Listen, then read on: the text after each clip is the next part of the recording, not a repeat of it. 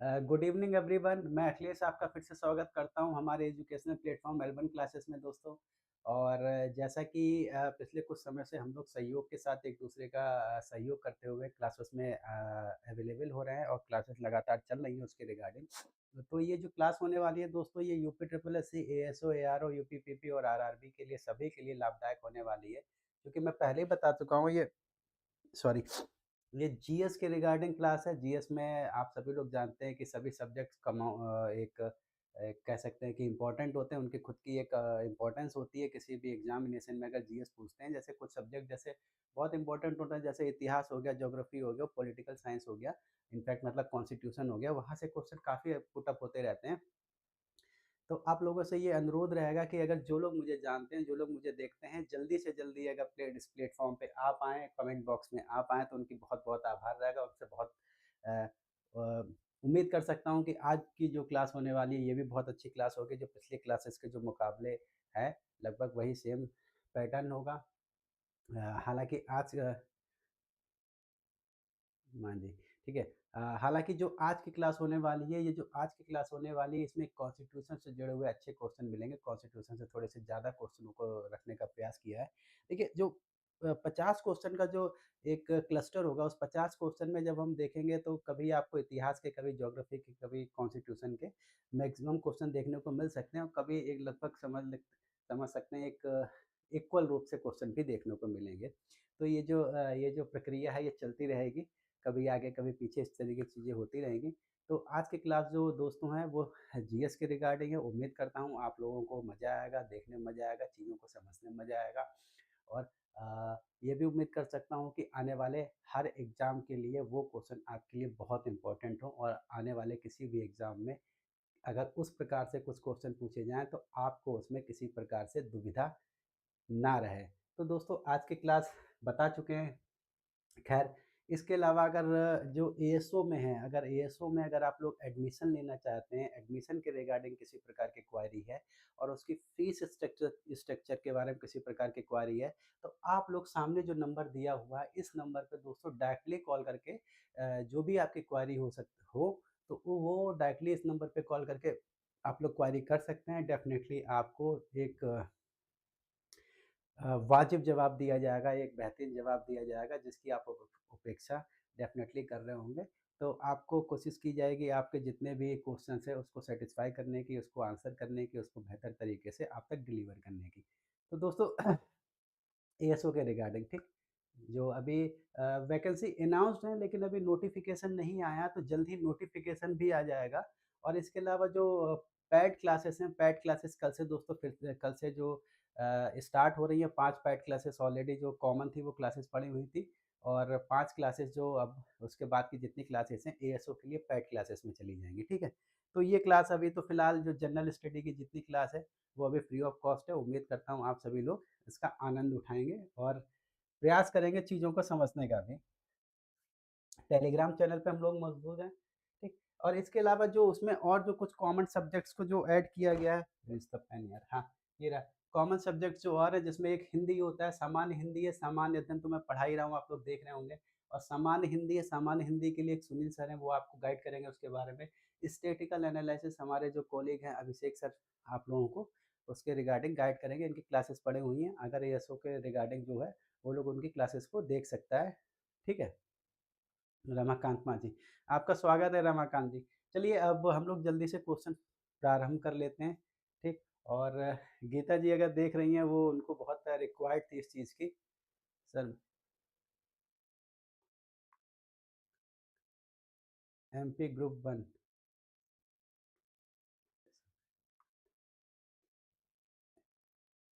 ये देखिए, क्या है ना, कुछ जानकारियाँ ऐसी होती है डिपार्टमेंटल, इसके बारे में जानकारी पता करनी पड़ेगी, और जो इन्फॉर्मेशन मेरे पास होगी, मैं आपको उसकी इन्फॉर्मेशन प्रोवाइड कर दूँगा। लेकिन अभी मेरे पास फ़िलहाल कोई फ्री इन्फॉर्मेशन नहीं है, लेकिन आएगी तो उसकी इन्फॉर्मेशन के रिगार्डिंग आपके पास चीज़ें पहुँच जाएँगी।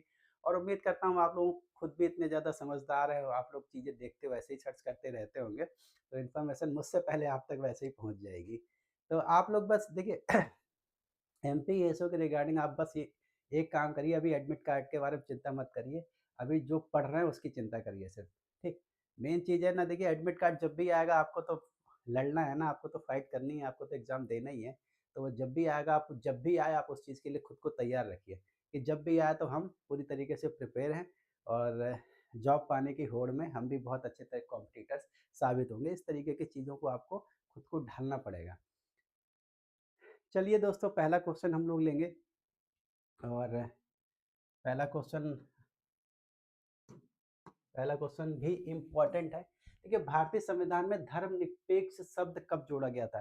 देखिए, अगर उसके तरीके से देखें, थोड़ा-सा ब्रॉड लेवल पे देखें, जो भारतीय संविधान जो प्रस्तावना है, जो प्रिज़म्बल है, प्रिज़म्बल में धर्मनिरपेक्ष नाम का शब्द नहीं आता है। ये एक तरीके से मौखिक बोलचाल की भाषा में आया है। वहाँ पे पंथ निरपेक्ष शब्द का प्रयोग किया गया, ना कि धर्मनिरपेक्ष। लेकिन सामान्य बोलचाल की भाषा में इसका प्रयोग किया जाता है। तो ये है 24वां संविधान संशोधन, 42वां संविधान संशोधन, 44वां प्रारंभ से। ठीक है, ये प्रारंभ से नहीं है, ये 42वां संविधान संशोधन को द्वारा जोड़ा गया था 1976 में। कब जोड़ा गया था? 1976 में। ठीक है, उस समय जो प्रधानमंत्री थी, इंदिरा गांधी प्रधानमंत्री थी, उसके समय में ये अमेंडमेंट हुआ था 1976 में। ठीक है, 42वां संविधान संशोधन। ठीक, और इसमें से कुछ चीज़ें जो आपको समझनी चाहिए, इसमें 3 शब्दों को जोड़ा गया था, प्रस्तावना में जो 3 वर्ड थे उनको जोड़ा गया था। पहला जो वर्ड था वो था समाजवाद, समाजवाद, ठीक है। सेकंड शब्द जोड़ा गया था पंथ निरपेक्ष, पंथ निरपेक्ष, ठीक। और थर्ड जो वर्ड जोड़ा गया था वो था अखंडता, ठीक। ये 4 शब्दों को, वो 3 शब्दों को उसमें जोड़ा गया था 42वें संविधान संशोधन द्वारा प्रस्तावना में। चलिए आगे चलते हैं। ठीक है, संविधान की 7वीं अनुसूची किससे संबंधित है? देखिए, संविधान में जो अनुसूचियों की गणना दी गई है वो लगभग 12 है। ठीक है, संविधान में कितनी अनुसूचियां दोस्तों? 12 अनुसूचियां हैं। वो 12 अनुसूचियों में 7वीं अनुसूची किससे संबंधित है? ठीक है, मौलिक अधिकार, शक्तियों का विभाजन, राष्ट्रपति चुनाव और आपातकाल किससे संबंधित है? देखिए, ये सब मॉल फंडामेंटल राइट, राष्ट्रपति चुनाव और आपातकाल हो गया। ये अलग, ये भागों में डिवाइड है। जैसे मॉल फंडामेंटल राइट्स थर्ड में है, ठीक है, आपातकाल 18वें भाग में। तो हम लोग बात करेंगे, ये है शक्तियों का विभाजन। ठीक है, इसमें कौन सी 7वीं अनुसूची में है, कितने, किसके किसके बारे में? शक्तियों का विभाजन। शक्तियों का विभाजन में जो इस देश की जो शक्तियां, उसको 3 तरीकों में डिवाइड किया गया है, 3 चीजों में डिवाइड किया गया है, 3 सूचियों में डिवाइड किया गया है। एक है संघ सूची, ठीक है, क्या है? संघ सूची है। सेकंड है राज्य सूची है, राज्य सूची है, ठीक।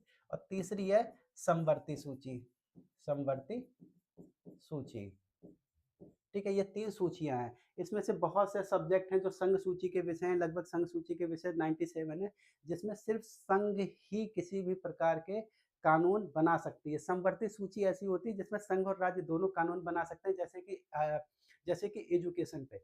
शिक्षा पे संघ और राज्य दोनों ही कानून बना सकते हैं, समवर्ती सूची उसमें आता उसमें इंक्लूड है।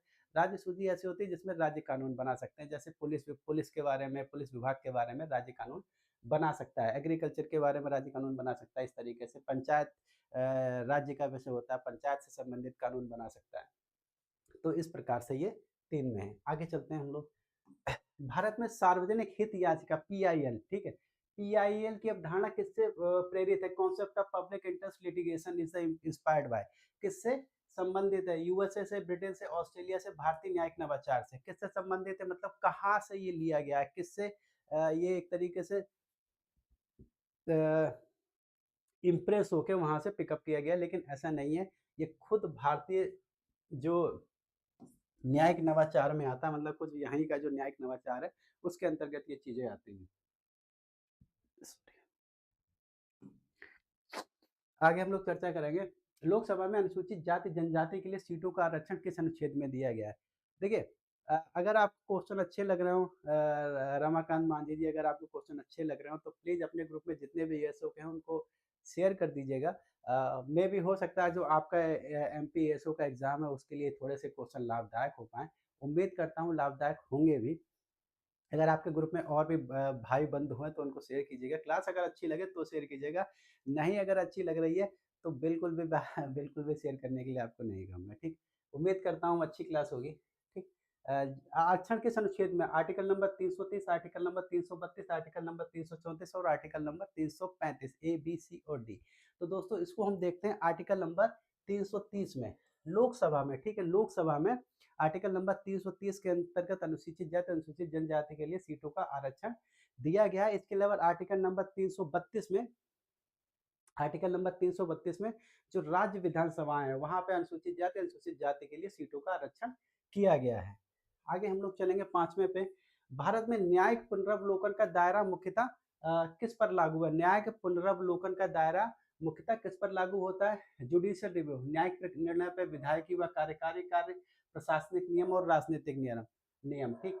Judicial review mainly applied for न्यायिक निर्णय, जुडिशियल रिव्यू की बात हो रही है, न्यायिक, विधायिक व कार्यकारी, लेजिस्लेटिव में एग्जीक्यूटिव एक्शन, ठीक है। तो ये क्या आता है? विधायकी, विधायी या कार्यकारी क्या है? ठीक है, पांचवा, ठीक, पांचवे का क्या है? विधायी व कार्यकारी, कार्यकारी कार्य, ठीक है। आगे चलते हैं। 6 है संविधान सभा के उपाध्यक्ष कौन थे? संविधान सभा के उपाध्यक्ष कौन थे? पिछले कितने लेक्चर्स में मैंने बार बार इसको डिफाइन करने का प्रयास किया है, और जिन लोगों को याद होगा, जो लोग आ रहे होंगे उसको बारे में पता होगा। उपाध्यक्ष कौन थे? ठीक, doctor Ambedkar, H C Mukherjee, Rajendra Prasad और के एम मुंशी, ठीक है। तो ये दोस्तों थे एच सी मुखर्जी। पहले जो अध्यक्ष थे, अस्थायी अध्यक्ष थे सच्चिदानंद सिन्हा थे, जिनकी अपॉइंटमेंट हुई थी 9 दिसंबर 1946 में, और उनके जो उपाध्यक्ष थे वो थे एच सी मुखर्जी, और जो स्थायी रूप से जो अध्यक्ष बने थे वो थे राजेंद्र प्रसाद, 11 दिसंबर 1946। यू मस्ट बी रिमेंबर, ठीक। दिस इज मतलब this is very important, this is very very very important points, ठीक है, रिगार्डिंग कॉन्स्टिट्यूशनल, ठीक है, regarding constitutional vice president of constitution assembly, ठीक है। उसके बारे में जो बहुत इम्पोर्टेंट ये क्वेश्चन है, और बहुत इम्पोर्टेंट, बार बार पूछे जाते रहते हैं क्वेश्चन, घुमा फिरा के पूछते हैं, कहीं ना कहीं आपको ये देखने को मिल जाएंगे। तो उम्मीद करता हूँ आप इसको थोड़ा सा मेमोराइज करने का प्रयास करेंगे। सार्वभौमिक वयस्क मताधिकार किस बार लागू हुआ था? ठीक है, सार्वभौमिक वयस्क मताधिकार यानी universal adult franchise was implemented in India, ठीक। इंडिया कब लॉन्च हुआ था? 1947, 1949, 1950, 1952। तो ये हुआ था दोस्तों 1950, ठीक। 26 नवंबर 1949 को संविधान हमारे देश में लागू हुआ गया था, लेकिन उसके कुछ आर्टिकल्स को ही लागू किया था। उसके बाद 1950 के उसके जितने भी आर्टिकल थे वो सारे के सारे लागू कर दिए गए थे। आगे चलते हैं। सार्वजनिक व्यय का नियंत्रण किस समिति द्वारा किया जाता है? सार्वजनिक जो व्यय होते हैं, ठीक है, पब्लिक एक्सपेंडिचर जिसको हम लोग बोलते हैं, पब्लिक एक्सपेंडिचर्स का जो व्यय है वो mainly controlled by which committee, किस कमेटी के द्वारा कंट्रोल किया जाता है? आप लोग जानते हैं जो संसदीय कई प्रकार की समितियां होती हैं, प्राकृतिक लोक लेखा समिति, सार्वजनिक उपक्रम समिति, ठीक है, और भी दूसरी कई समितियां हैं, नियम समिति, आश्वासन समिति, बहुत सारी समितियां हैं। उनके थ्रू जो लोकसभा कार्य करती है, लोकसभा पूरी तरीके से कार्य करती है। तो कौन सी? प्राक्कलन समिति, लोक लेखा समिति, नियम समिति और आश्वासन समिति, सार्वजनिक व्यय का नियंत्रण, ठीक है। तो ये रहता है दोस्तों लोक लेखा समिति के पास। किसके पास रहता है? लोक लेखा समिति के पास रहता है। लोक लेखा जो समिति का जो अध्यक्ष होता है 1 ईयर के लिए अपॉइंट होता है। ये कौन होता है? विपक्ष का कोई नेता होता है, या विपक्षी दल का जो अपोजिशन में बैठा होता है, उसको कोई नेता जो अपोजिशन की जितनी पार्टियां होती जो उनको अपॉइंट करता है, ठीक। तो लोक लेखा समिति, इसमें देखिए टोटल सदस्य होते हैं, जो टोटल सदस्य होते हैं, ठीक है, टोटल जो मेंबर होते हैं, मेंबर, टोटल मेंबर होते हैं 22, ठीक है। कितने होते हैं? 22। और 22 मेंबर में आपको समझना चाहिए जो 15 जो सदस्य होते हैं लोकसभा से होते हैं, 15 सदस्य लोकसभा से होते हैं, और राज्यसभा से होते हैं मात्र 7 सदस्य, ठीक। यानी कि टोटल 22 सदस्य होते हैं, दोनों सदस्य इसमें शामिल होते हैं। और इसको क्या बोला जाता है? ये दरअसल जो कैग की जो रिपोर्ट होती है, कैग की रिपोर्ट के आधार पे ये अपना ब्यौरा प्रस्तुत करती है लोकसभा में, ठीक है। तो ये समझ लीजिए कैग, इसको इसको कुछ क्या कह सकते हैं इसको, जैसे कैग का मित्र भी कहा जाता है, कैग का मित्र, और कैग का मित्र भी इसको कहा जाता है, ठीक। आगे हम लोग चलते हैं। 9 पे, भारत सरकार अधिनियम 1935 का सबसे महत्वपूर्ण प्रावधान क्या था? भारत शासन अधिनियम 1935 का सबसे महत्वपूर्ण प्रावधान क्या था? द्विसदनीय विधानमंडल, प्रांतीय स्वायत्तता, संघीय ढांचा और मताधिकार विस्तार, ठीक। प्रोविजनल ऑटोनॉमी, द्विसदनीय भारत शासन 1935 का सबसे महत्वपूर्ण प्रावधान था। ये तो फेडरल स्ट्रक्चर, क्या था? फेडरल स्ट्रक्चर, संघीय ढांचा।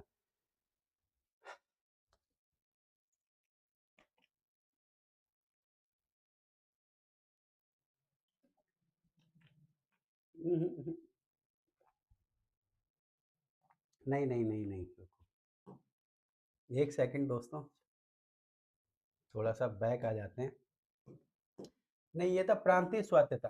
ठीक है। जो द्विसदन जो पहले जो डायरकी जो व्यवस्था थी, द्वैध शासन की व्यवस्था थी, वो उसमें खत्म करके प्रांतों को स्वायत्तता प्रदान कर दी गई थी, यानी कि प्रांतीय स्वायत्तता की बात हो रही है। आगे चर्चा करते हैं हम लोग। 10 नंबर पे राष्ट्रीय आय की गणना निम्न में से कौन शामिल नहीं किया जाता? राष्ट्रीय आय की गणना में निम्नलिखित में से कौन शामिल किया जाता है? ठीक। पेंशन हो गया, लॉटरी जीत हो गया, कृषि उत्पाद हो गया, पूंजी लाभ हो गया, कौन शामिल किया जाता है? गीता जी गुड इवनिंग, गुड इवनिंग। देखिए गीता जी, कल आपने जो क्वेश्चन पूछे थे आज उसका निर्धारण होगा, मैं आपको थोड़ी देर में करता हूँ, तब तक आप उसमें बने रहिए। लास्ट में या बीच में जब फुर्सत मिलेगी तो हम लोग इस पे चर्चा कर लेंगे। तो ये बात होती है कृषि उत्पादन की। ठीक है, किसकी बात होती है? एग्रीकल्चर आउटपुट की बात हो रही है, एग्रीकल्चर आउटपुट। 11 है, न्यायिक स्वतंत्रता का सर्वाधिक महत्वपूर्ण आधार क्या है? जो न्यायिक स्वतंत्रता है, जिसको हम लोग बोलते हैं most important basis of the judiciary independency. ठीक है, जुडिशरी इंडिपेंडेंसी क्या इंडिपेंडेंसी का जो मोस्ट इंपोर्टेंट बेसिस है, वो हमको देखने को क्या मिलता है? निश्चित कार्यकाल, वेतन की सुरक्षा, अवमानना, शक्ति और शक्ति का पृथक्करण, सेपरेशन ऑफ पावर्स। ठीक। यह निश्चित कार्यकाल, न्यायिक स्वतंत्रता का सर्वाधिक महत्वपूर्ण आधार, वेतन की सुरक्षा, अवमानना और शक्ति का पृथक्करण, सेपरेशन ऑफ पावर। देखिए इसमें सेपरेशन ऑफ पावर नहीं है। ठीक है, जुडिशरी में अवमानना शक्ति उनके पास तो है, वेतन की सुरक्षा, सिक्योरिटी ऑफ सैलरी, तो फिक्स टेन्योर, निश्चित कार्यकाल। न्यायिक स्वतंत्रता मतलब न्यायिक स्वतंत्रता का अगर हम आधार देखते हैं, न्यायिक स्वतंत्रता का अगर हम आधार देखते हैं तो क्या हो जाता है? एक मिनट। न्यायिक स्वतंत्रता का सर्वाधिक महत्वपूर्ण आधार क्या है? Most important basis of the judiciary independence. ठीक है ठीक है ठीक है, एक सेकंड एक सेकंड। आज क्वेश्चन मुझे लग रहा है थोड़े से डिस्टर्ब कर रहे हैं। चलो हम लोग, तो इसका जो आंसर होगा, गलती हो गई इसमें, जल्दीबाजी कर दी। ठीक है, इसका होगा शक्तियों का पृथक्करण। शक्तियों का पृथक्करण का मतलब है जैसे सुप्रीम कोर्ट है, सुप्रीम कोर्ट सुप्रीम पावर के तौर पे काम करती है, उससे नीचे उच्च न्यायालय होता है, उससे नीचे क्या होता है? उससे नीचे जिला न्यायालय या डिस्ट्रिक्ट मजिस्ट्रेट वगैरह, डिस्ट्रिक्ट जो जुडिशरी होती है वो होती है। ठीक है, तो हर स्तर पे सबसे पहले केस नीचे जाएगा, नीचे से फिर ऊपर, ऊपर से फिर ऊपर, फिर सुप्रीम कोर्ट आखिरी तौर पे। यानी कि देखते हैं जो शक्तियों का पृथक्करण है वो यहाँ पे देखने को मिलता है, सेपरेशन ऑफ पावर्स। चलिए अगला क्वेश्चन है हमारे पास, भारतीय रिजर्व बैंक के गवर्नर की नियुक्ति कौन करता है? भारतीय रिजर्व बैंक के गवर्नर की नियुक्ति दोस्तों कौन करता है? प्रेसिडेंट हो गया, संसद हो गया, केंद्र सरकार हो गया, वित्त आयोग, फाइनेंस कमीशन। ठीक है, कौन करता है? तो ये करते हैं, कौन करता है? केंद्र सरकार करती है। अगर दूसरे शब्दों में कहें, प्रधानमंत्री करते हैं, दूसरे शब्दों में कहें प्रधानमंत्री करते हैं, तो ठीक है, केंद्र सरकार। 12 का सी।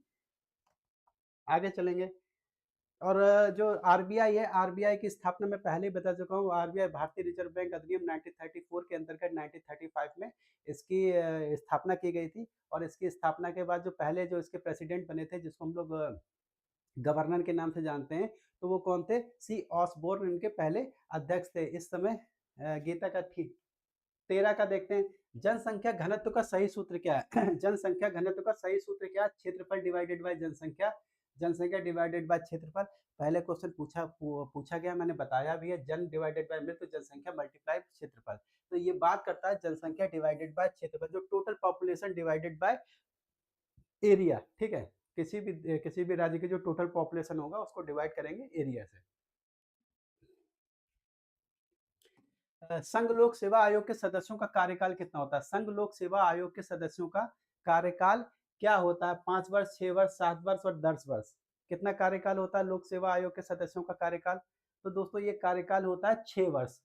6 वर्ष और 65 वर्ष की आयु। ठीक है, 65 वर्ष की आयु, 6 वर्ष और 65 वर्ष की आयु तक। ठीक है, आर्टिकल नंबर 315 के अंतर्गत आर्टिकल नंबर इनकी नियुक्ति की जाती है। नियुक्ति कौन करता है? राष्ट्रपति करता है। कौन करता है? राष्ट्रपति नियुक्ति करता है। राष्ट्रपति नियुक्ति करता है। ठीक, 65 वर्ष, देखिए 6 वर्ष के लिए मैक्सिमम ऑफ 65 वर्ष होनी चाहिए, और 315 आर्टिकल के अंतर्गत होता है, और राष्ट्रपति इसकी नियुक्ति करता है। चलिए आगे चलते हैं। 15 है, भारतीय संविधान का समाजवादी स्वरूप किस आधार पर है? भारतीय संविधान का जो भारतीय जो कॉन्स्टिट्यूशन है, उसका समाजवादी स्वरूप किस आधार पर देखने को मिलता है? फंडामेंटल राइट्स में, मौलिक कर्तव्यों में, राज्य के नीति निर्देशक तत्वों में और इसके बाद अलावा न्यायपालिका में, ठीक है? क्या कहते हैं? फंडामेंटल ड्यूटीज, फंडामेंटल राइट्स और डीपीएसपी, ठीक है? तो संविधान का समाजवादी स्वरूप आपको देखने को मिलता है राज्य निदेशक तत्वों में, ठीक है? जिसमें लोक समाजवाद क्या है? लोक कल्याणकार, लोक कल्याण। समाजवाद का मतलब यहाँ पे देखने को मिलता है कल्याणकारी कार्य या फिर लोक कल्याण, मतलब सभी को समान रूप से कल्याणकारी व्यवस्थाएं होनी चाहिए। और ये कहाँ पे देखने को मिलता है? ये आपको देखने को मिलता है राज्य के नीति निर्देशक तत्वों में। राज्य के नीति निर्देशक अगर तत्वों की बात करें, एक मिनट थोड़ा सा बता देता हूँ, ये कौन से, ये क्या है? भाग है ना। भाग कौन से भाग में है? भाग 4 में है। कौन से में है? ये भाग 4 में है, ठीक है? कौन से भाग में है? भाग 4 में। और यहाँ पे जो फंडामेंटल ड्यूटीज है, इसी भाग 4 में एक चीज जोड़ी गई थी 42वें संविधान संशोधन द्वारा, भाग 4 का, ठीक है? भाग 4 का क्या है? भाग 4 का में मौलिक कर्तव्य है और आर्टिकल कौन है? 51 का में, 51 का आर्टिकल। इस चीज को ध्यान रखिएगा, बहुत बार पूछा गया है, ठीक है? फंडामेंटल ड्यूटीज, फंडामेंटल, देखिए फंडामेंटल राइट्स और fundamental duties are the both are the different entity, ठीक है? इस चीज को ध्यान रखिएगा। फंडामेंटल राइट्स जो है वो आपको देखने को मिलते हैं भाग 3 में और फंडामेंटल ड्यूटीज देखने को मिलती है भाग 4 का में, ठीक? और टोटल जो ड्यूटीज है वो कितनी है? 11, ठीक है? 11 ड्यूटीज हैं। क्या कितनी है ड्यूटीज? 11 ड्यूटीज हैं, ठीक? इस चीज को ध्यान रखिएगा। छोटी छोटी चीजें बताता हूँ। और क्यों किसकी समिति, एक समिति बनी थी स्वर्ण सिंह समिति, सिंह स्वर्ण सिंह समिति। जो मैं बता रहा हूँ प्लीज पॉइंटों को आप लोग बहुत ध्यान रखिएगा। स्वर्ण सिंह समिति की अनुशंसा पर, ठीक? अनुशंसा पर, अनुशंसा इसने की थी स्वर्ण सिंह समिति ने, ठीक है? और कहाँ से लिया गया है? ठीक है, यूएसएसआर, ठीक है? सोवियत संघ, सोवियत संघ में जो पहली बार सोवियत संघ में, सोवियत संघ से, कहाँ से लिया गया? सोवियत संघ से लिया गया, सोवियत संघ से लिया गया। स्वर्ण सिंह समिति की अनुशंसा के आधार पर लिया गया। 11 ड्यूटीज है, 51 का आर्टिकल में है और 4 का भाग में है। क्या है? Fundamental duties. और राज्य के नीति निर्देशक तत्व कौन से है? भाग 4 में है। नोट डाउन करिएगा, इंपॉर्टेंट फंक्शंस है जितने ये बताए हैं, जितने भी ये बताए अभी नोट, इसी में से कहीं ना कहीं अगर फंडामेंटल ड्यूटीज के बारे में पूछेगा इसमें से पूछ लिया जाएगा, नहीं तो 11 फंडामेंटल ड्यूटीज हैं, कौन कौन सी वो पूछा जाएगा, वो आपको रटना पड़ेगा, याद करना पड़ेगा, ठीक है? 16 संसदीय विशेषाधिकार किस देश से लिया गया है? संसदीय विशेषाधिकार, ठीक है? यूएसए, यूके, कनाडा और ऑस्ट्रेलिया। जैसे संसद, जैसे संसद की जो व्यवस्था देखने को मिलती है वो अलग अलग, जैसे हम पहले ही बता चुके, जो कॉन्स्टिट्यूशन है अलग अलग देशों की उनकी जो प्रमुख व्यवस्थाएं हैं उनको भारत की व्यवस्थाओं के आधार पर ढालने का प्रयास किया गया है और उनको अलग अलग व्यवस्थाओं से लिया गया है, ताकि लेने के बाद भारत के जो जन लोग हैं, जो लोग हैं, उनकी जरूरत के हिसाब से उनको हमारे भारतीय सभ्यता के अनुसार उन आर्टिकल्स को ढाला गया है। और ये कहाँ से लिया गया है? ये लिया गया है यूके से, ठीक है? 16 का कहाँ से लिया गया दोस्तों? यूके से लिया गया है। 17 है मुद्रास्फीति से सबसे अधिक प्रभावित कौन होता है? मुद्रास्फीति के मैंने कल आपको बहुत इसको डिस्क्राइब किया था, मे बी आप लोग समझ में आ गया होगा मुद्रास्फीति का क्या होता है, उसके रीजंस क्या होते हैं और उसके कॉज क्या होते हैं और उसके इफेक्ट्स क्या होते हैं, किस पे उसका अधिक इफेक्ट्स पड़ता है और एक इकोनॉमी के लिए कितना इंपॉर्टेंट होता है वो, ठीक? तो ये उद्योगपति, वेतनभोगी वर्ग, व्यापारी और सरकार, तो किस पे अधिक प्रभाव पड़ता है? ये वेतनभोगी वर्ग के ऊपर सबसे अधिक प्रभाव पड़ता है। और इसके अलावा एक जो लेनदार होता है, लेनदार का मतलब जो ऋणदाता होता है, लेनदार, ठीक है? ऋणदाता, ठीक है? वेतनभोगी वर्ग के अलावा लेनदार जो ऋणदाता होगा, जो ऋण देता है, जैसे मैंने आपको ऋण दिया, ठीक है? मुझे इसमें नुकसान होगा, ठीक? इन दो लोगों को इसमें थोड़ा-सा नुकसान देखने को मिलता है। हालाँकि जो इन्फ्लेशन है कुछ हद तक सही माना जाता है, लेकिन अगर वो बहुत अधिक बढ़ जाए तो वो समस्याएँ पैदा कर देता है किसी भी इकोनॉमी के लिए। केंद्रीय बजट संसद में कौन प्रस्तुत करता है? केंद्रीय बजट संसद में कौन प्रस्तुत करता है? सिंपल सा आप लोग देखते रहते होंगे, प्रधानमंत्री, राष्ट्रपति, वित्त मंत्री, लोकसभा अध्यक्ष।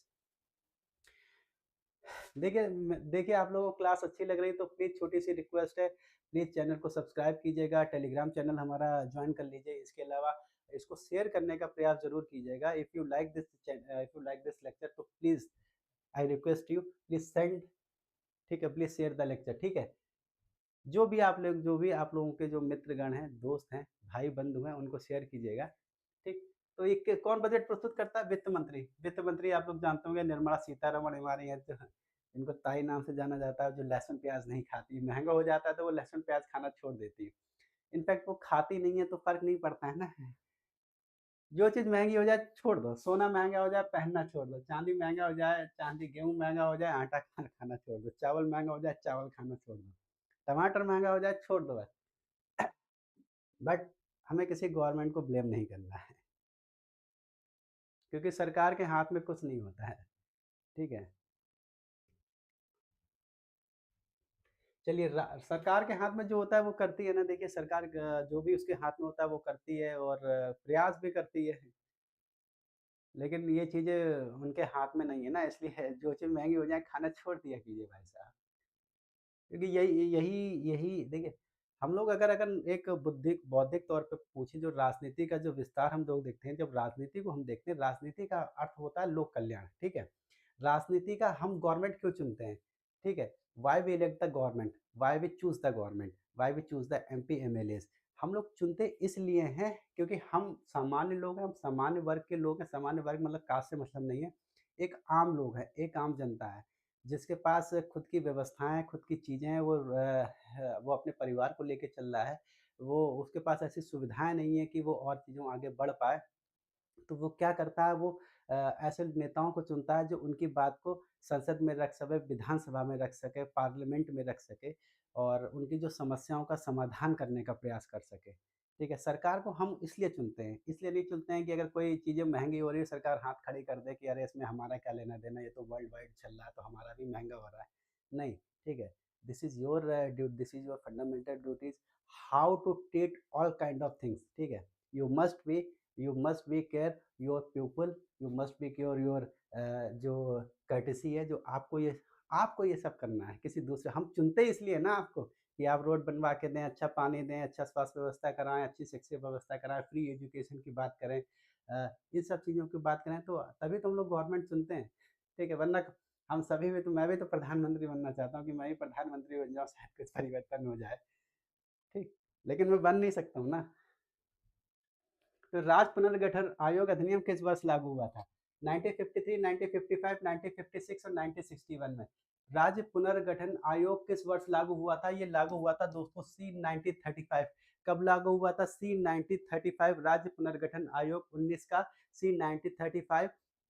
देखिए पुनर्गठन आयोग जब लागू हुआ था, उससे पहले आपको जो राज्य पुनर्गठन आयोग है, अधिनियम लागू हुआ था, जो राज्य पुनर्गठन आयोग है, उसकी जो स्थापना की गई थी 1953 में की गई थी, उसकी स्थापना राज्य पुनर्गठन आयोग, राज्य पुनर्गठन आयोग की स्थापना की गई थी 1953 में, ठीक, 1953 में की गई थी और इसके जो अध्यक्ष थे वो फजल अली थे। कौन थे?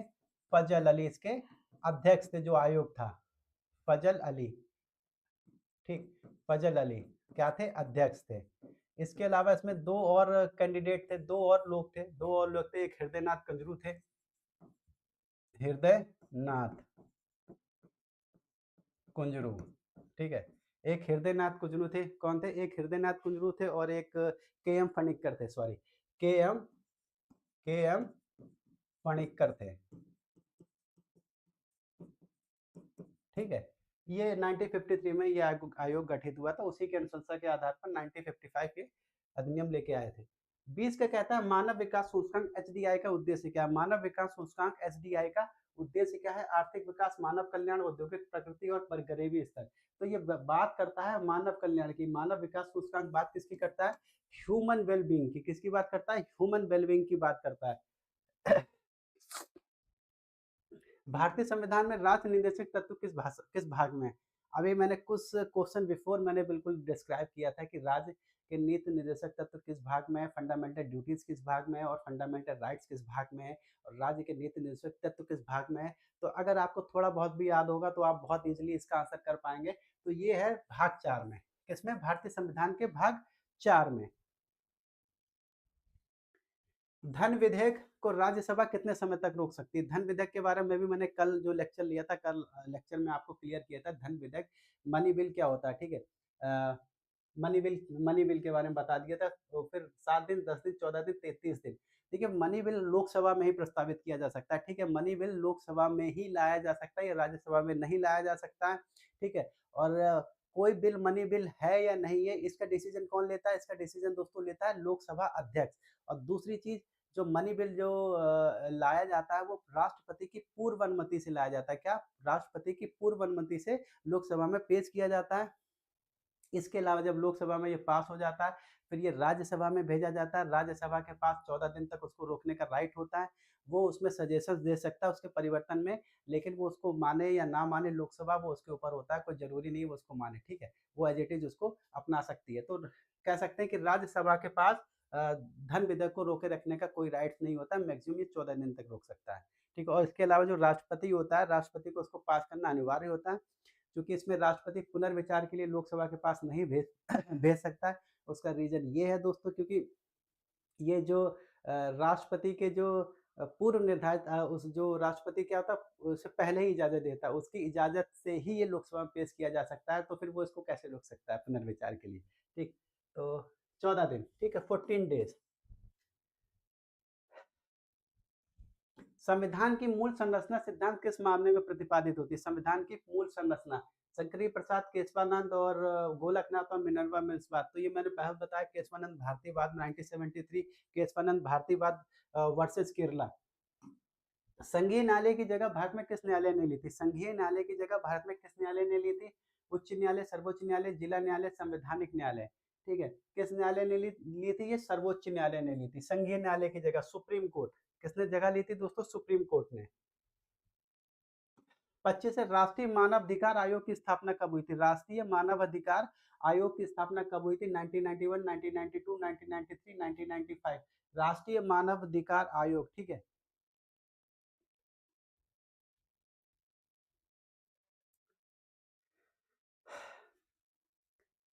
ठीक है, देखिए राष्ट्रीय मानवाधिकार आयोग की जब स्थापना हुई थी, ये हुई थी 12 अक्टूबर 1992, जो राष्ट्रीय मानवाधिकार आयोग होता है। और इसका जो अध्यक्ष होता है, वो सुप्रीम कोर्ट का रिटायर्ड अध्यक्ष होता है। सुप्रीम कोर्ट का जो रिटायर्ड मुख्य न्यायाधीश होता है, वो उसका अध्यक्ष होता है। मैक्सिमम 3 वर्ष के लिए बन सकता है, और मैक्सिमम जो वो एज होती है, वो होती है 70 ईयर्स। क्या होता है? मैक्सिमम एज होती है 70 ईयर्स, और मैक्सिमम कितने ईयर्स के लिए बन सकता है? 3 वर्षों के लिए बन सकता है। और इसका जो मुख्यालय है, वो कहाँ है? दिल्ली में है, ठीक। और इस समय जो इसके अध्यक्ष हैं, वो है न्यायमूर्ति वी सुब्रमण्यम अय्यर, वी, एक मिनट, ठीक है, वी राम सुब्रमण्यम, ठीक है, वी राम सुब्रमण्यम इसके अध्यक्ष हैं करंट में, ठीक। भारतीय संविधान में वित्त आयोग किस अनुच्छेद के अंतर्गत आता है? वित्त आयोग, ये मैंने पहले बता चुका हूँ। वित्त आयोग किस आयोग उसके अंतर्गत आता है? वित्त आयोग आर्टिकल नंबर 280, आर्टिकल नंबर 280 के अंतर्गत वित्त आयोग आता है। अनुच्छेद 270, 280, 300, 315। तो आर्टिकल नंबर 280 के अंतर्गत आता है। हर 5 वर्ष में सॉरी, हर 5 वर्ष में गवर्नमेंट क्या करती है, जो हर 5 वर्ष में जो राष्ट्रपति करता है, 5 वर्ष के बाद एक वित्त आयोग का गठन करता है, ठीक है। किस आर्टिकल के अंतर्गत करता है? 280 के अंतर्गत। और इस समय जो वित्त आयोग है, वो 16वां वित्त आयोग चल रहा है, और जिसके इस समय जो अध्यक्ष बनाए गए हैं, वो है प्रोफेसर डॉक्टर अरविंद पनगड़िया, ठीक है। कौन है? डॉक्टर अरविंद पनगड़िया। और डॉक्टर अरविंद पनगड़िया पहले व्यक्ति थे जो नीति आयोग के भी अध्यक्ष रहे थे, जब पहली बार बना था। शून्य घंटा किससे संबंधित है? प्रश्नकाल, कार्य स्थगन, संसदीय कार्रवाई और बजट प्रस्तुतिकरण। शून्य घंटा, ठीक है, 0 आवर, ये संसदीय कार्रवाई की बात होती है। तो 27 का संसदीय कार्रवाई, सॉरी।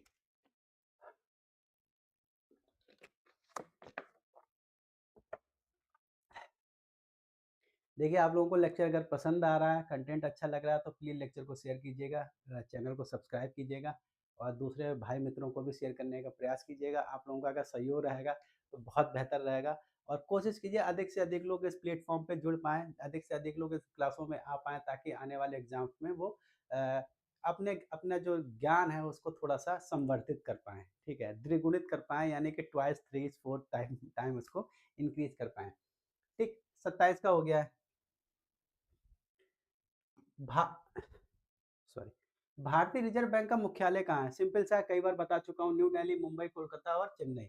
ये कहाँ पे है? ये है मुंबई। सबसे पहले इसका मुख्यालय था कोलकाता में, जो ट्रांसफर होके कहाँ आया था? मुंबई। 29 है, भारत सरकार अधिनियम 1858 का मुख्य परिणाम क्या था? 1858 भारत शासन अधिनियम। क्या कहता है? भारत कंपनी की समाप्ति हुई थी, दीर्घ शासन, प्रांतीय स्वतंत्रता और संघीय ढांचा। 1858 बहुत इंपॉर्टेंट आज जो भा 1857 की जो क्रांति हुई थी, उसके बाद 1857 भारत शासन अधिनियम आया था। इस भारत शासन अधिनियम में क्या किया था? कंपनी के शासन को समाप्त कर दिया था और कंपनी का शासन सीधे क्राउन के अंतर्गत आ गया, मतलब अब सीधे ब्रिटेन से उसको रेगुलेट किया जाएगा।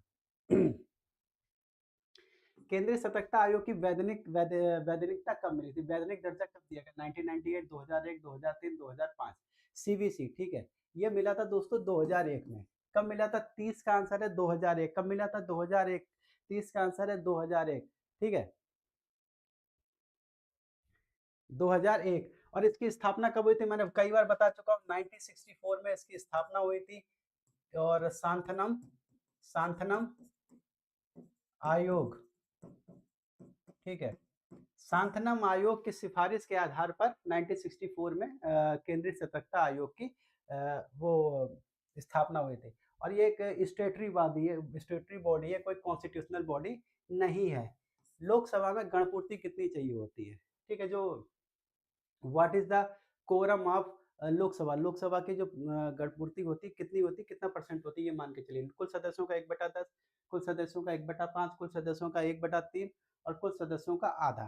ठीक, गणपूर्ति के लिए कितना आवश्यक होता है? तो दोस्तों ये आवश्यक होता है 1/10, 1/10, या कह सकते हैं कि 10% मान के चलिए। 32 है, राज्यसभा के सदस्यों का चुनाव किस पद्धति से होता है? राज्यसभा के सदस्यों का चुनाव किस पद्धति से होता है? प्रत्यक्ष से चुनाव, डायरेक्ट। और सिंगल ट्रांसफरेबल वोट, यानी कि एकल संक्रमणी मत प्रणाली, बहुमत प्रणाली और नामांकन प्रणाली। किस मत के अनुसार होता है? राज्यसभा के सदस्यों का चुनाव, देखिए राज्यसभा के सदस्यों का चुनाव डायरेक्टली नहीं होता है। राज्यसभा के जो सदस्य चुने जाते हैं, ठीक है, मेंबर ऑफ जो पार्लियामेंट होते हैं, जो अपर जो पार्लियामेंट होता है, उसके सदस्य क्या होते हैं? वो एकल संक्रमण पद्धति द्वारा चुने जाते हैं, ठीक। और इसमें सामान्य लोग वोट नहीं डालते, इसमें जो विधायक चुने जाते हैं, जो एमपी चुने जाते हैं, वो लोग इलेक्टेड होके जाते हैं, ठीक है।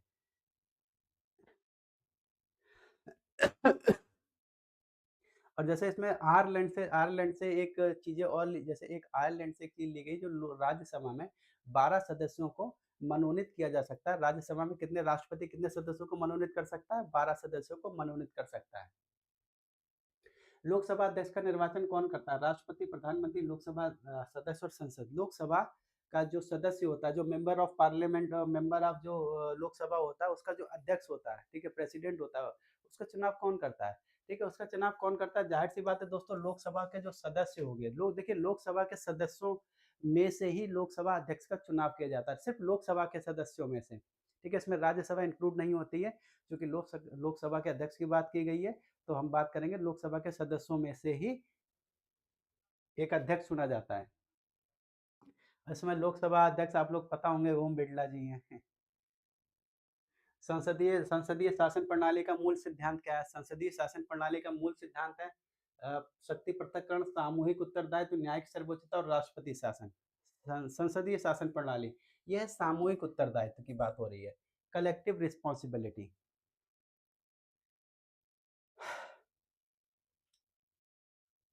चलिए आगे चलते हैं, 35 पे है।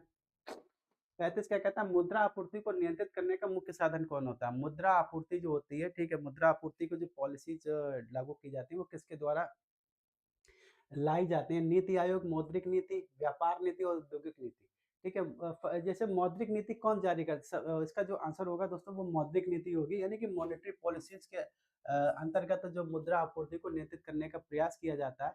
और इसके बहुत सारे, राधे राधे गुरुजी, प्लीज हेल्प मेरी, बिल्कुल भी तैयारी नहीं हो पा रही है। कौन से?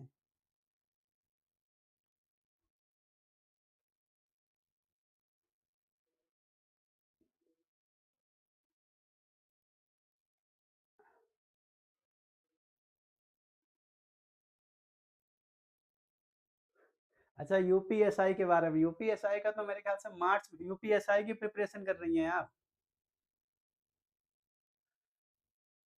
ठीक। मौद्रिक नीति, ठीक है, मॉनेटरी पॉलिसी कौन जारी करता है? आरबीआई करती है। देखिए मॉनेटरी पॉलिसी को रेगुलेट करने के लिए इनके पास बहुत सारे टूल्स होते हैं, जैसे सीआरआर टूल होता है, एसएलआर टूल होता है और बैंक रेट होता है, बहुत सारे, और रिवर्स रेपो रेट होता है, रिवर्स रेपो रेट होता है, ठीक है?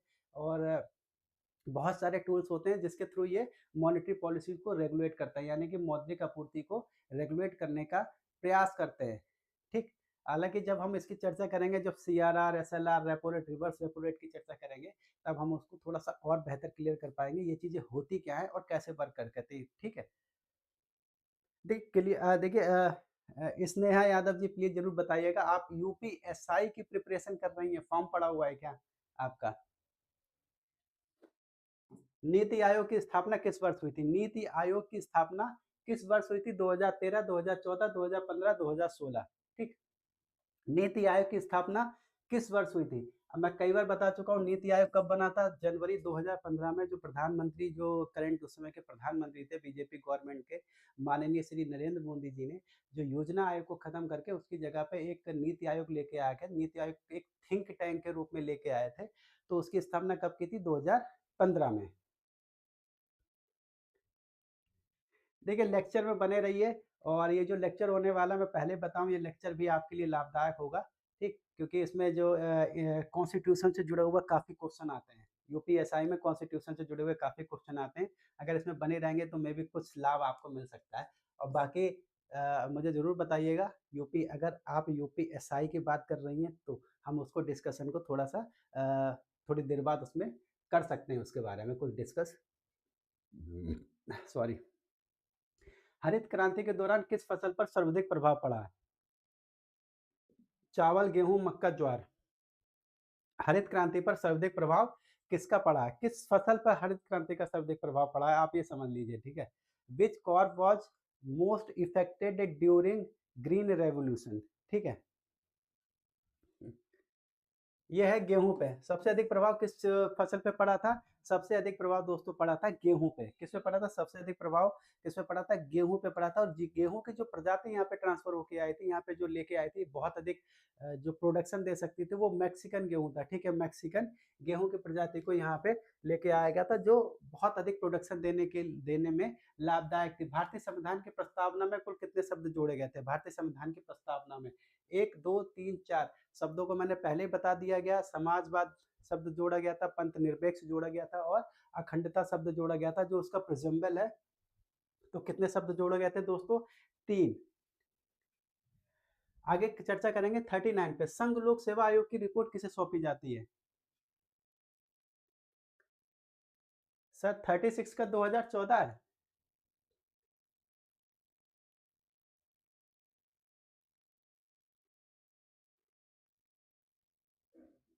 नहीं, 2000 चेक करिएगा, 2015 है मेरे ख्याल से। 1 जनवरी 2015। 2014 में तो उनकी गवर्नमेंट ही बनी थी, मार्च आर्च के बाद तो इनकी गवर्नमेंट ही बनी थी। और 1 जनवरी 2015 में इन्होंने योजना आयोग को खत्म कर दिया था, उसकी जगह नीति आयोग लेके आए थे। इस चीज को ध्यान दीजिएगा, थोड़ा चेक करिएगा, ठीक है, लेकिन 2015 ही है। संघ लोक सेवा आयोग की रिपोर्ट किसे सौंपी जाती है? संघ लोक सेवा, गीता जी चेक करिएगा, 2015 ही है। संघ लोक सेवा आयोग की रिपोर्ट किसे सौंपी जाती है? ठीक। प्रधानमंत्री, संसद, राष्ट्रपति और सर्वोच्च न्यायालय। फिर भी मैं चेक कर लूँगा एक बार और, लेकिन अभी चूँकि यहाँ पे हूँ, मोबाइल अभी खाली नहीं है, तो लेकिन मैं कोशिश करूँगा कि आप भी थोड़ा-सा चेक कर लें। हो सकता है, मैं ये नहीं कह रहा हूँ आप गलत होंगे, मैं ये कह रहा हूँ मैं भी गलत हो सकता हूँ, मैं भी हो सकता है मैं जल्दबाज़ी में लगा हूँ या भूल गया हूँ। तो लेकिन जहाँ तक मैं मुझे कन्फर्म है, 2001 जनवरी 2015 में नीति आयोग का गठन हुआ था, जहाँ तक मुझे पता है। संघ लोक सेवा आयोग की रिपोर्ट किसे सौंपी जाती है? प्रधानमंत्री, संसद, राष्ट्रपति और सर्वोच्च न्यायालय। संघ लोक सेवा आयोग किसे रिपोर्ट सौंपता है? ये रिपोर्ट सौंपता है राष्ट्रपति, और राष्ट्रपति उस रिपोर्ट को कहाँ रखवाता है? पार्लियामेंट में उसको रखवाता है, लोकसभा में उसको रखवाता है। आगे चलते हैं।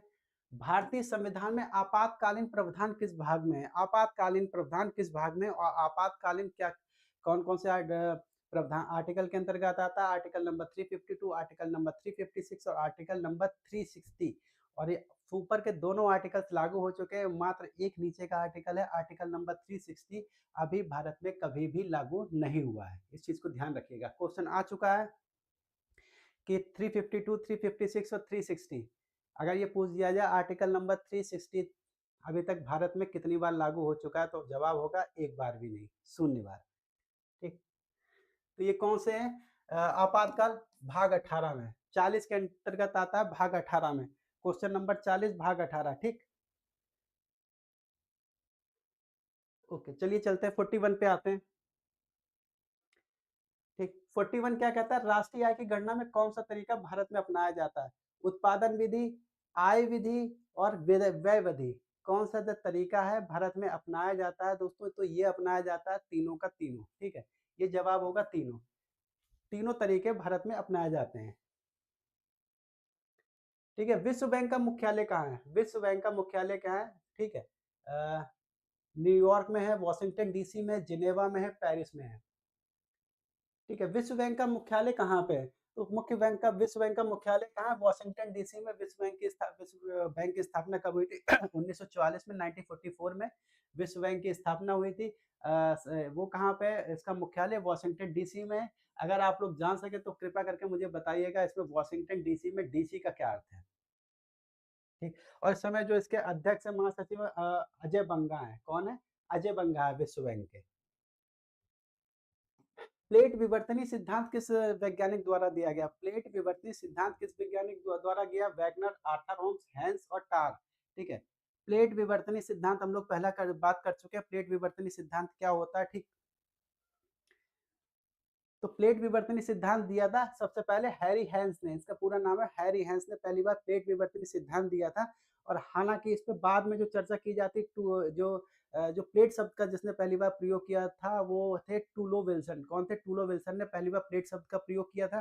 ठीक, और इसके बाद हम लोग जब देखते हैं इसको, इसकी जो प्लेट विवर्तनी सिद्धांत के अंतर्गत जो कम से कम जो 12 प्लेटों को मुख्य रूप से 12 प्लेटों में डिवाइड किया गया। 12 प्रकार की प्लेटें, हालांकि प्लेटें और भी हैं, शायद 180 प्रकार की और छोटी प्रकार हैं, छोटी प्लेटें, लेकिन 12 प्रकार की प्लेटें मुख्य हैं।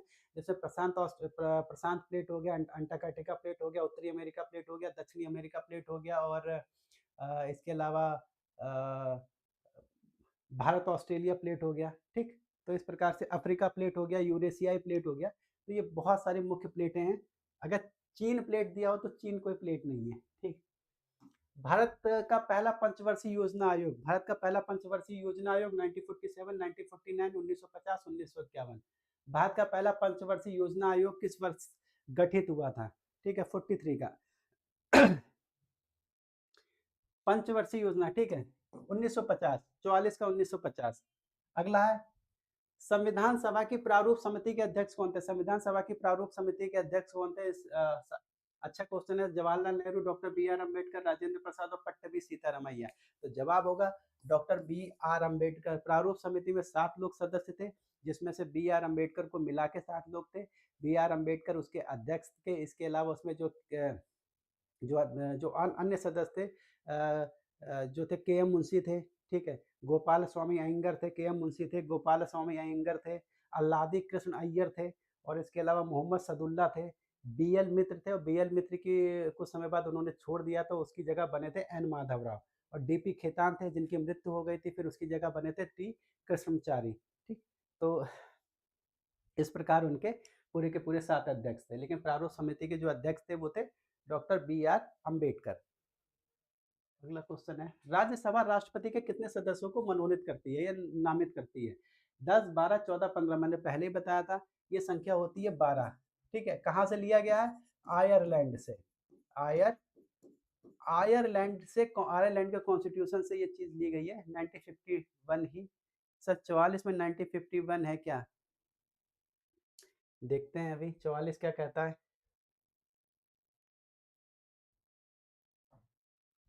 भारत का पहला पंचवर्षीय योजना आयोग, ये उल्टे तरीके से पूछ रहा है कि योजना आयोग की स्थापना कब हुई थी।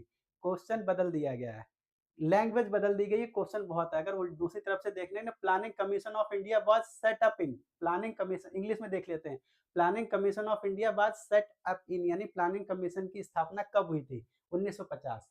ठीक है, क्लियर है गीता जी?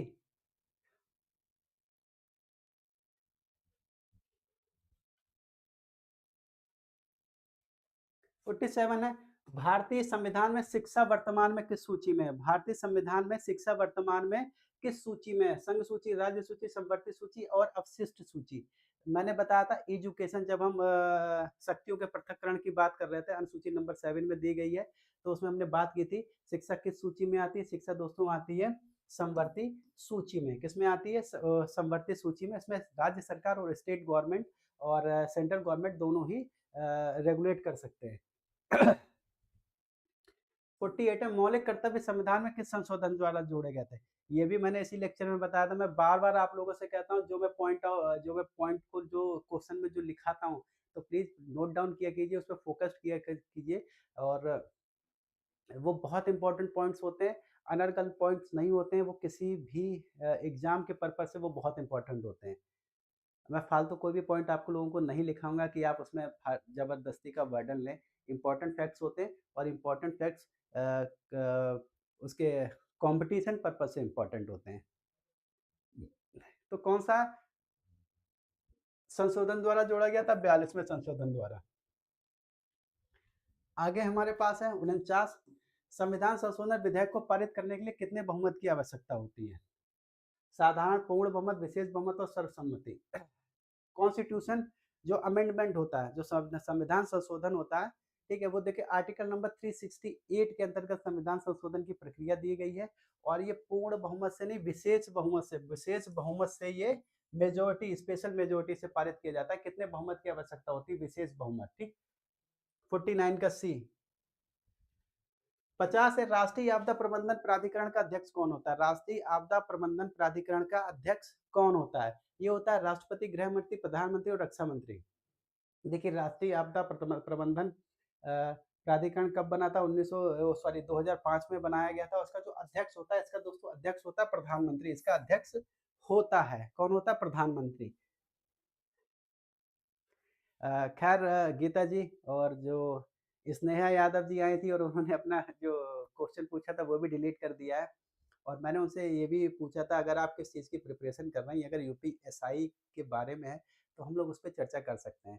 क्योंकि मेरा सेकंड लेक्चर 10:30 पे है, तो हम लोग 10 मिनट कम से कम इसमें जो थोड़ा बहुत डिस्कशन कर सकते हैं कि आप चीज़ों क्या करना चाहती हैं, किस में प्रिपरेशन है, कितनी प्रिपरेशन है, कहीं कोचिंग है में है या नहीं है। तो इस प्रकार की कुछ चीज़ें अगर मुझे पता होंगी, तो मैं बेहतर एडवाइस दे पाऊँगा। ठीक। चलिए गीता जी, आज का लेक्चर यहीं ख़त्म करते हैं, और सपोर्ट करने के लिए आपका बहुत-बहुत शुक्रिया। अरे हाँ, कल की हम लोग चर्चा करेंगे। देखिए, आपने जो एडवर्टाइज़मेंट देखा था, मुझे लगता है वो जीडीसी में, जो गवर्नमेंट डिग्री कॉलेज में है, यूपी पीसीएस के थ्रू होता है, यूपी पब्लिक सर्विस कमीशन के थ्रू होता है, ठीक है? और उसमें जो जीडीसी में हिस्टोग्राफ़ी है, ठीक है? जीडीसी में हिस्टोग्राफ़ी है। और तुम्हारे जो ये शिक्षा हिस्टोग्राफ़ी, हाँ, जीडीसी आपने किसका एडवर्टाइज़मेंट देखा था, नोटिफ़िकेशन? आपने जीडीसी का तो नहीं देख लिया था? जीडीसी, वो जो लोक सेवा आयोग, उत्तर प्रदेश लोक सेवा आयोग में जो जीडीसी कराता है, जिसका एग्ज़ाम है मई में, ठीक? उसमें हिस्टोग्राफ़ी है, ठीक? उसमें हिस्टोग्राफ़ी है। लेकिन जो शिक्षा आयोग की तरफ से है, उसमें हिस्टोग्राफ़ी नहीं है।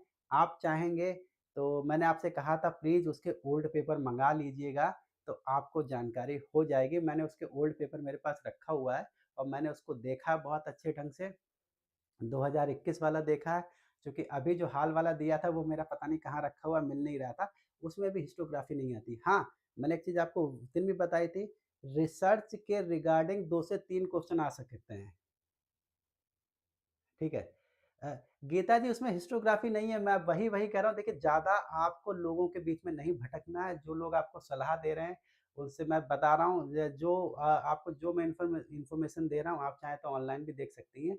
जो शिक्षा आयोग के थ्रू जो कराया जाएगा 51 का जो एग्ज़ाम है, ठीक?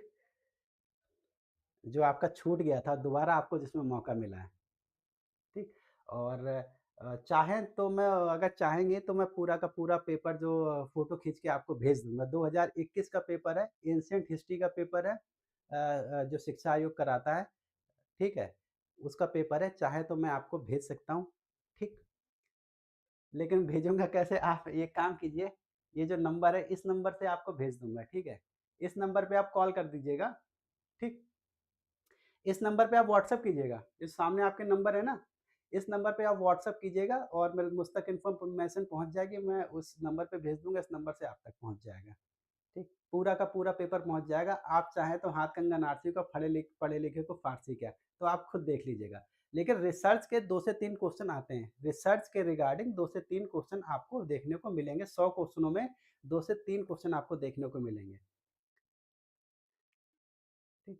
तो आपको मैं पहले ही बता चुका हूँ, देखिए बिल्कुल परेशान मत होइए, ठीक है? 1-2 क्वेश्चन के लिए आपको जान नहीं देनी है।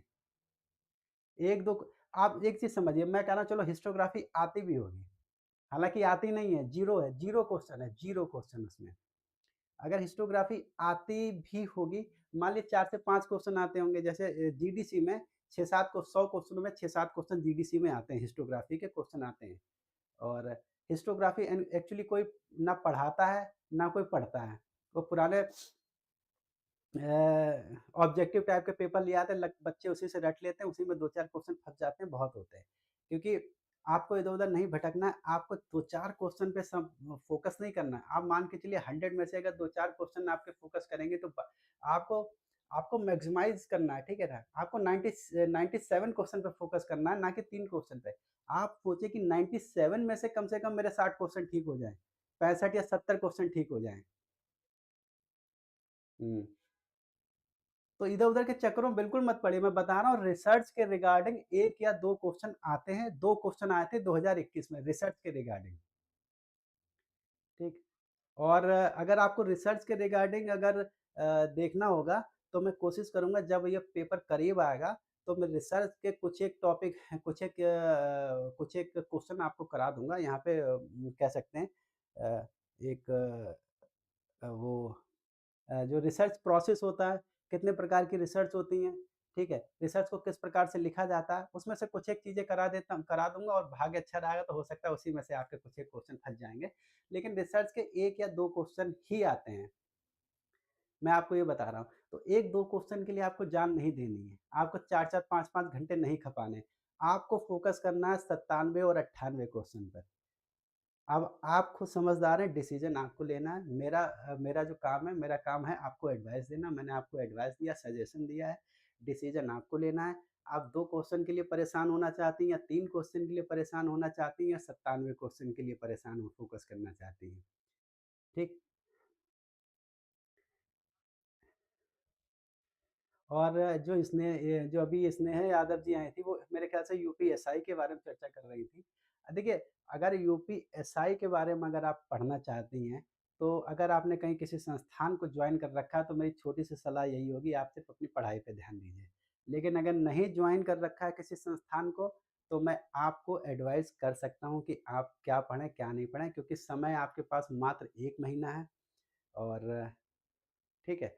समय आपके पास मात्र 1 महीना है मान के चलिए और 1 महीने में आप सोचें कि अ, कि कुछ नहीं पढ़ा है और सब कुछ पढ़ लिया जाए, वो संभव नहीं है। लेकिन मैं आपको कुछ चीज़ें ऐसी बता सकता हूँ कि जहाँ से आप अगर स्टडी करेंगी तो आपको अच्छा खासा बेनिफिट हो सकता है, बाकी सारी आपकी मेहनत के ऊपर है। ठीक? तो चलिए दोस्तों, आप लोग आए, गीता जी आपका पहली बात तो बहुत-बहुत शुक्रिया मेरा मेरी तरफ से और उम्मीद करता हूँ अब देखिए मैं पहले ही शुरू में ही आपको चर्चा दी थी कि ऐसे लोगों से दूर रहना है जो फ्री की एडवाइस देते हो और बेकार की एडवाइस देते हो। ठीक? तो आपको सिर्फ़ उस पे फ़ोकस करना है जहाँ से आप मैक्सिमम से मैक्सिमम चीज़ें हासिल कर पाएँ, क्वेश्चन में। इतिहास पढ़िए और केसी श्रीवास्तव को बहुत अच्छे ढंग से पढ़िए। हाँ, ये व्हाट्सएप पे होगा, ठीक है? 96 वन ये पूरा व्हाट्सएप पे है। आप इस नंबर पे माँगेंगी हाय लिख के भेज देंगी और अपना नाम लिख के भेजिएगा और या फिर बात भी कर सकती हैं, उनसे बात कर लीजिएगा, अभिषेक सर फ़ोन उठाएँगे और व्हाट्सएप पे हाय लिख के भेजिएगा तो मैं उस पेपर की सारी फ़ोटो खींच के आपको भेज दूँगा, पूरा का पूरा पेपर। 70 क्वेश्चन होंगे उसमें जीएस का प पोर्शन नहीं होता है, 70 क्वेश्चन एंशिएंट हिस्ट्री के क्वेश्चन होंगे, वो आपको भेज दूँगा। और देखिए देखिए 2021 का पेपर आया था, बहुत सही अच्छा पेपर आया था, ठीक? मुझे लगता है कि अगर वैसा ही पेपर आता है तो आप 100% क्वालीफाई हो जाएँगी। बस मेरा विचार यही है, 30 क्वेश्चन में आपके कम से कम 20 22-23 क्वेश्चन अगर आपके जीएस में ठीक हो जाते हैं और यही अगर आपके क्वेश्चन चले जाते हैं इसमें आपके इतिहास में अगर कम से कम 40 से 50 के बीच में अगर आप क्वेश्चन ठीक कर जाती हैं, तो इंटरव्यू आपके पास 100% होगा। गारंटी है इंटरव्यू आप 100% पा जाएँगी। उम्मीद करता हूँ आप कर जाएँगे, तो मैं यही सलाह दूँगा एंशिएंट हिस्ट्री को पकड़ के चलिए, पढ़ डालिए केसी श्रीवास्तव, नोट्स बना डालिए, चार्ट डालिए उसको बिल्कुल, ठीक है? और करंट और उसके लिए और करंट आप जैसे आप करंट के भी कुछ क्वेश्चन आ जाते हैं, 1-2 क्वेश्चन आ जाते हैं जीएस में, तो करंट के लिए घटना सार एक बुक आती है जिसमें 6 मंथ या 4 मंथ्स का करंट होता है, आप उसको खरीद लीजिएगा, उसको पढ़ डालिएगा, उसमें से कुछ ना कुछ घटना सार में से आपको मिल जाएगा, ठीक? तो चलिए, उम्मीद करता हूँ आप इस चीज़ का ध्यान रखेंगी और अच्छे से पढ़ेंगी। बस देखिए अपनी पढ़ाई पे फ़ोकस करिए और बाकी बहुत दिमाग नहीं दौड़ाना है। बहुत दिमाग दौड़ाने का मतलब होता है परेशानी में पड़ना। तो आपको बिल्कुल परेशानी में नहीं पड़ना है, परिवार का ख़्याल रखिए, खुद का ख़्याल रखिए और उम्मीद करता हूँ परिवार के लोग भी आपका ख़्याल रखते होंगे आप ठीक? तो यही उम्मीद कर सकता हूँ वो लोग भी आपका सहयोग करते होंगे। तो पढ़ते रहिए 10 बजे हमारी